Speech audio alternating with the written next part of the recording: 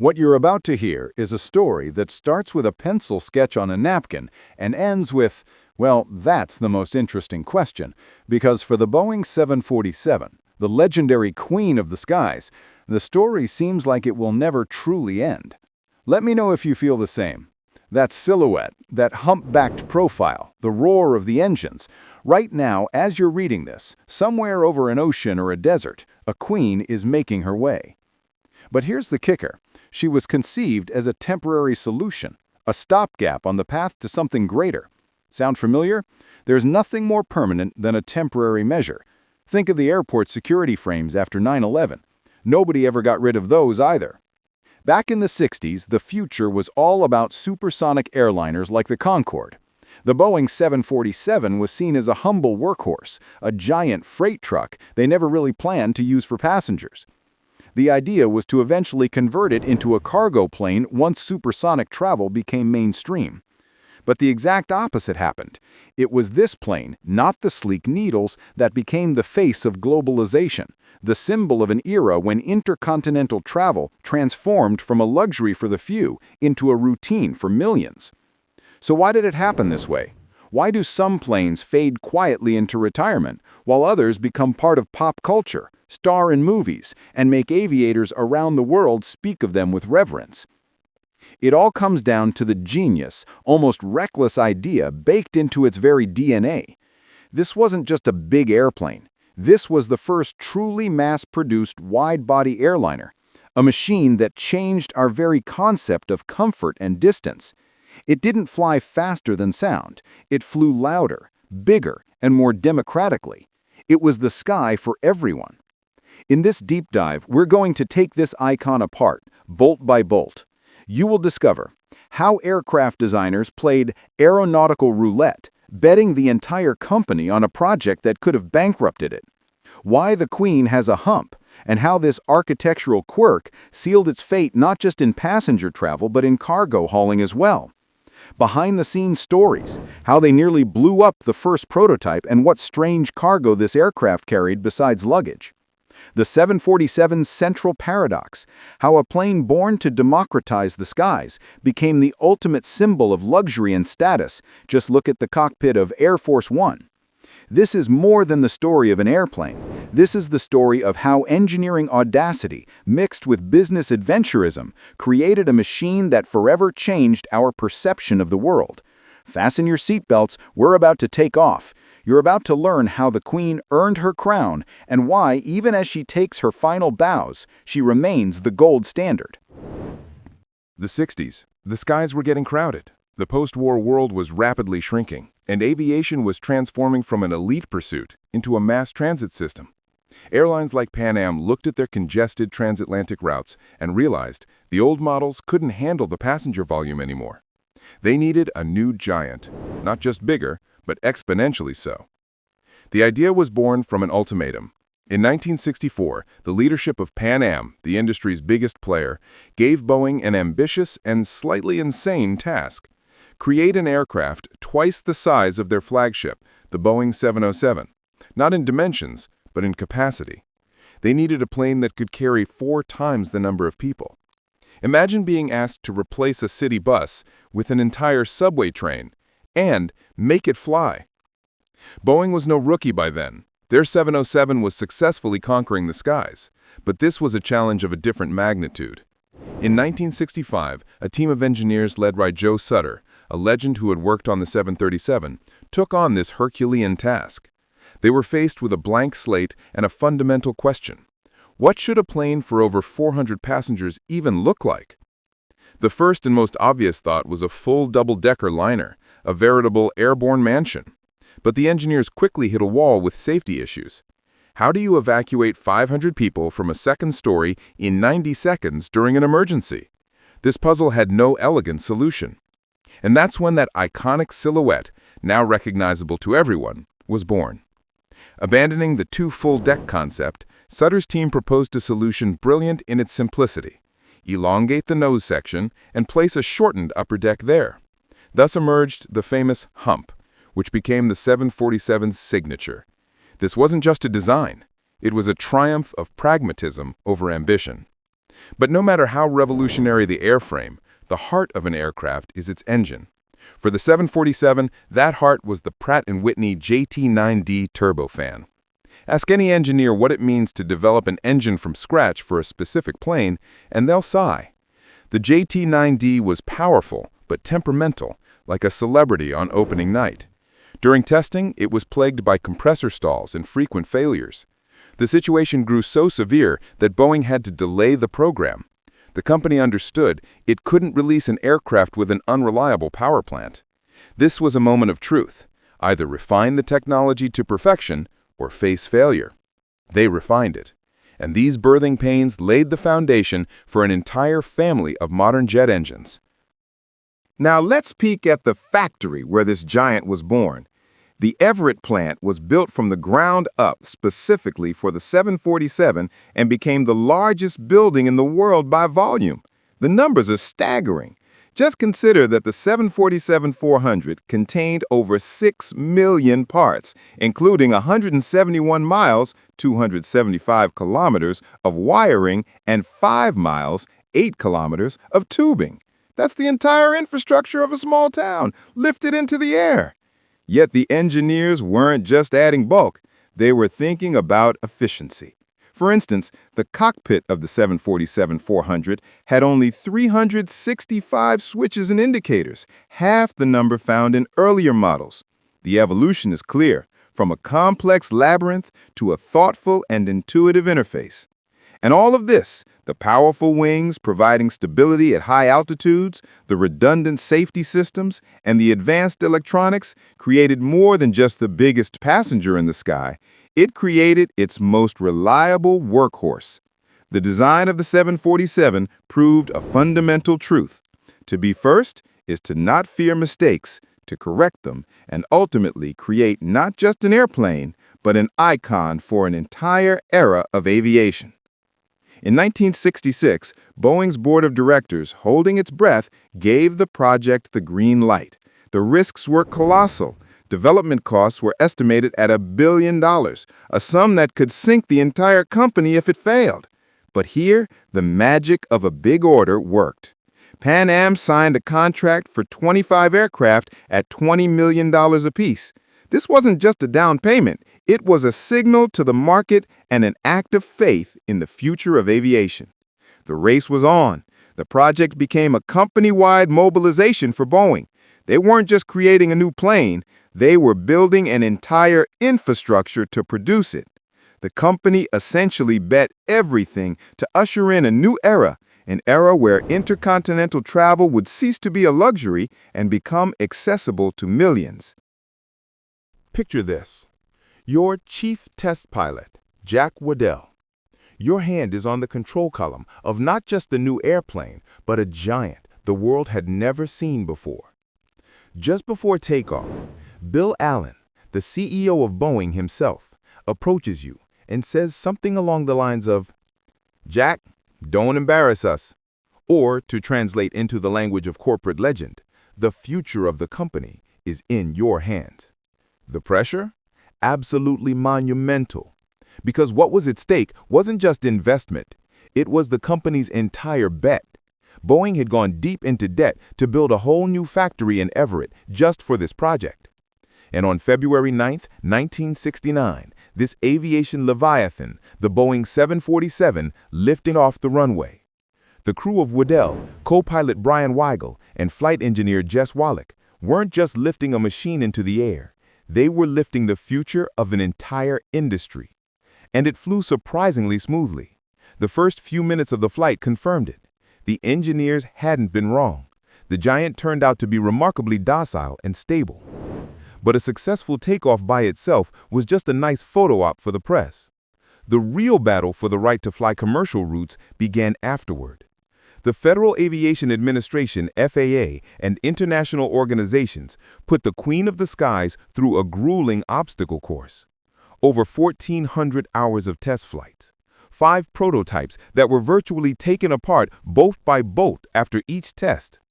The biggest headache was the new Pratt & Whitney JT9D engines, innovative but temperamental. They presented engineers with a host of surprises that needed urgent fixes. It was a massive war of attrition, where every flight hour cost sleepless nights and millions of dollars. But the game was worth the candle. And then, the star-studded moment. January 1, 1970. Not just the first day of a new decade, but the day aviation stepped into a new era. The Boeing 747 received its long-awaited certification, and immediately, as if it had been waiting for this moment, the first production aircraft was delivered to Pan American. On January 22nd, it opened a new chapter in history, operating the first commercial flight from New York to London. This wasn't just a flight. It was a show. Passengers accustomed to the cramped cabins of narrow-body aircraft were stepping into another world. A double-decker architecture spacious enough to pass another person without having to squeeze sideways. The legendary staircase to the upper deck, leading to bars and music lounges. The crew created a celebratory atmosphere because everyone understood they were part of a historic moment. It was a triumph that would define the face of long-haul travel for decades to come, and proved one thing clearly. From now on, the skies belonged not just to the daring, but to mass tourism. Imagine you're an aircraft designer. You've just created a legend, the queen of the skies, the first Boeing 747. But the market is a living organism. It constantly demands new solutions. And so your mission begins to make this giant evolve, adapting to the changing rules of the game. This isn't just a model refresh. It's a 50-year saga of upgrades. It all started with the 747-100. This was the pioneer, a niche product for the late 60s that shocked everyone. But airlines quickly figured it out. Can it go a bit farther and carry a bit more? Boeing answered with the 747-200, or as it was modestly called initially, the 747B. This was no longer just an airplane, it was a platform. Take your pick of engines, any one you like, as long as it flies. The landing gear was strengthened, the maximum weight increased. But the real game changer was specialization. The Combi version appeared, a hybrid passenger and cargo aircraft. And you know who ordered it first? Not giants like Pan Am, but the Belgian airline Sabena.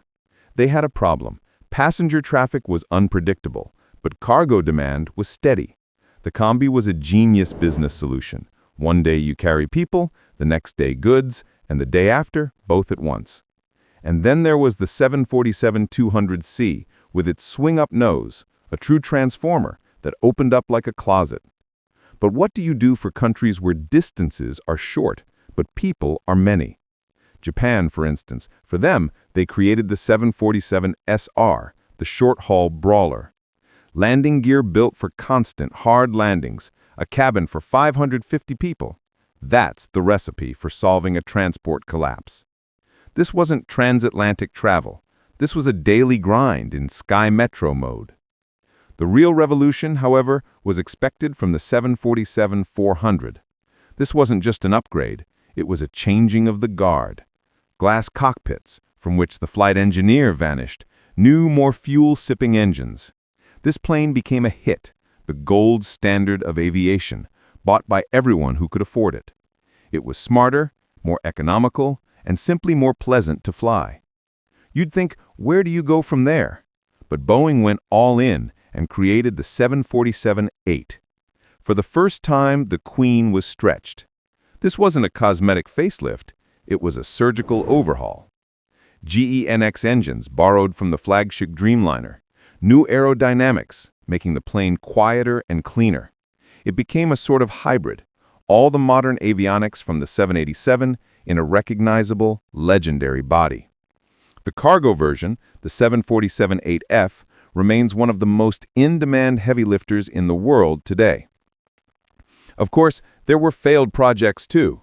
The 747 Trijet, a strange attempt to save on one engine. The 500X, 600X, 700X models, fantasies on the theme of, if we made it even bigger. They remained on the drawing board, but their DNA migrated into the final 747-8. Each new modification was an answer to the challenge of its time, the oil crisis, environmental regulations, growing competition. The evolution of the 747 is the story of how engineers spent 50 years constantly reskinning a legend, ensuring it didn't just fly, but stayed at the cutting edge. While other planes were content with simply carrying passengers, the Boeing 747 was born to break the system from day one.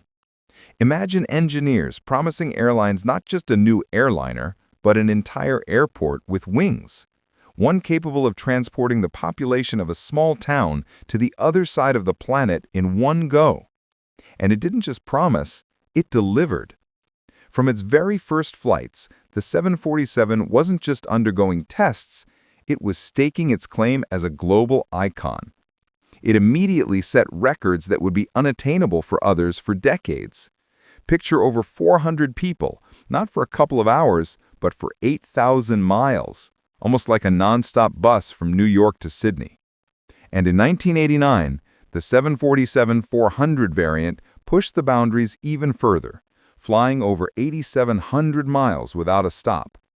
This wasn't a stroll in the park. This was a conquest of space, fit for the Queen of the Skies. But the real magic began when the 747 proved it could be more than a flying hotel. It could be a super truck. The cargo versions, the 747-400F and later the 747-8F, became the heavyweights of aviation, capable of carrying up to 140 tons. Because of it, companies like FedEx and UPS built the global logistics network we know today, where delivery from China to Europe takes hours, not weeks. Here's a story you couldn't make up. To transport its space shuttles, NASA didn't build a special monster vehicle. They just took a Boeing 747 and strapped an entire orbiter to its back. Yes, you heard that right. A passenger jet was transformed into a flying platform for a spaceship. It's like using the family SUV to haul a combat robot. A separate chapter is the U.S. Air Force One. This 747 is no longer just an airplane. It's a floating, or rather flying, command center.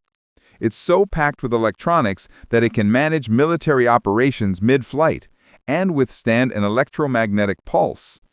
Presidents who shaped history have flown on it, and every one of its journeys is not just a flight, but a geopolitical event. And of course, the 747 became a star of air shows. Its appearance in the sky is always an event.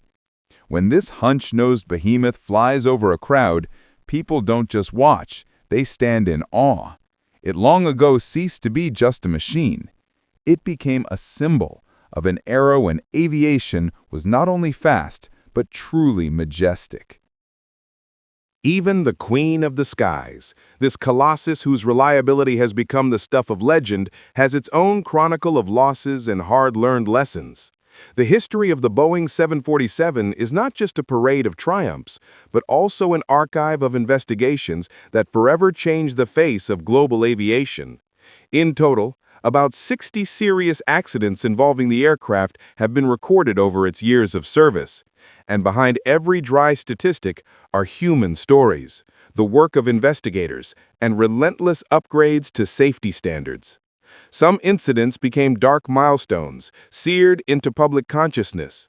The crash of Pan Am Flight 103 over Lockerbie in 1988 is a case where the aircraft itself became a target in a geopolitical game.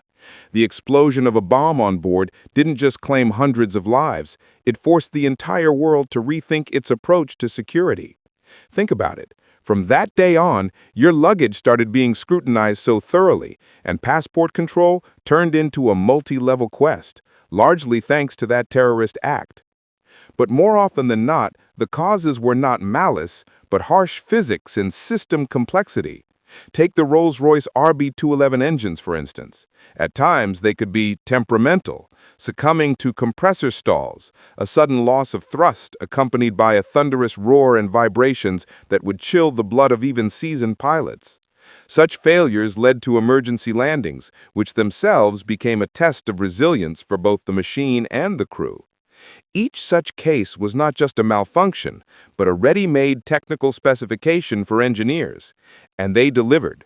The engines were refined, and pilots were trained to handle this non-standard situation, turning a potential catastrophe into a challenging but manageable landing. Other scenarios played out too: collisions on the taxiway, miscalculations during takeoff, navigation system failures. Situations where seconds and centimeters were all that mattered. But it was in these moments that the inherent resilience built into the 747 truly shone. Its redundant systems and robust construction often became that final shield, preventing a localized problem from escalating into a total disaster. So does all of this cast doubt on the legend? Quite the opposite. This very collection of incidents is the ultimate proof of its reliability. Each accident became a catalyst for growth for the entire industry. Investigations led to new protocols, enhanced pilot training, and technological breakthroughs. The Boeing 747 has passed through fire, water, and the brass band of fame, emerging not merely as an aircraft, but as a symbol of the relentless pursuit of safety in the skies. Its history proves a crucial point. True reliability is born not from flawless perfection, but from the ability to learn from the most difficult chapters of one's own biography. Let's be honest, the Boeing 747 had that rare wow factor that appears only a few times in the history of technology. It wasn't just an airplane, it was a statement. Its iconic hump became a symbol of the 20th century, as recognizable as the silhouette of the Eiffel Tower or the Empire State Building. And if you think that's an exaggeration, just ask anyone who saw it on the runway in the 70s. It was a tangible image of the future that had already arrived. The nickname Queen of the Skies, Jumbo Jet, stuck for a reason. It reflected not just its size, but its status. For millions of people around the world, the 747 was the first aircraft to truly erase distances. It didn't just move people from point A to point B, it shrunk the planet. Because of it, families separated by oceans could reunite.